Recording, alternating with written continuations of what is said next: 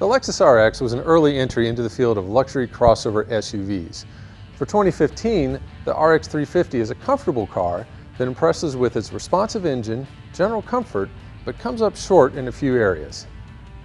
The engine and transmission are a standout positive feature of the RX 350. It really gets up and goes whether you're trying to accelerate away from a stoplight or making a pass on a highway. A standout negative feature, though, I'm afraid, is the steering. It's over-boosted. There's just too much assist. Now, that's not always bad. If you're driving around a parking lot, for instance, that's when you want all that boost. The problem comes in at highway speeds. There's just no sensation of how far you're turning the wheel. It took me a long time to get used to it, and I think Lexus would be better served to just dial it back a little bit at the higher speeds. Moving inside the RX 350, it's kind of a mixed bag. I liked how everything was laid out. It's very easy to find, very easy to just get in and drive. There's not a lot of programs you have to adjust.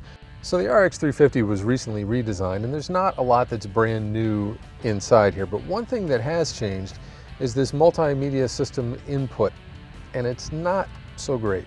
The old system I liked a lot. It had a pretty stiff joystick here. It also had buttons on either side for inputs. It was pretty easy to use, sort of like using a mouse on your desk at work. It was great.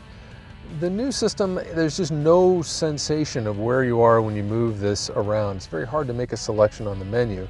And finally, the buttons on the side are gone, and so to make any sort of input, you have to press down the button.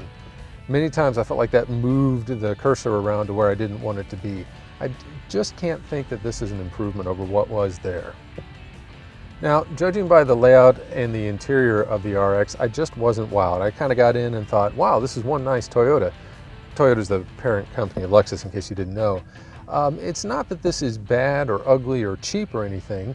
It's just that, first of all, we're paying more than $2,700 for the premium package to get this interior, and I just wasn't wowed the way I was in interiors from competitors such as Audi and Acura. Moving back to the second row, the room is acceptable. I'm 6'2", I've got the seat where I would have it, and as you can see, I've got plenty of legroom. Headroom is also nice. The only thing I would say is that the seat is a little low, so my knees are just a touch higher than what I would normally like them to be, but this is nowhere near as claustrophobic as some other SUVs in this class can be. Now, the RX 350 is obviously an SUV, so it's good for carrying cargo. What's nice is that Lexus included a few thoughtful features to make it easier to live with.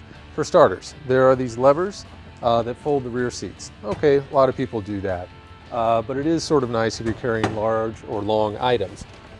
What Lexus thought of that's really nice is that rear seat slides and reclines, and no matter how far it moves, there's a little flap there that covers the cargo area, so there's no gap for small things to fall into. It's just a little feature, but I found that I really liked it. So overall, looking at the RX 350 as a whole, it doesn't really offer a rewarding driving experience. Yes, there is that responsive engine, but the steering is just too numb to take advantage of it. Also, that multimedia system control just isn't up to par. Now, the positives are what you would want in a luxury car. That same comfort that maybe deadens the enjoyment for the driving enthusiast makes it a good car to just eat up the miles. The lack of road noise, the lack of wind noise is really nice. So after breaking new ground many years ago and being one of the first on the scene with a luxury SUV, it's nice to see that Lexus hasn't really messed up the RX, but I don't think they've taken a universal step forward.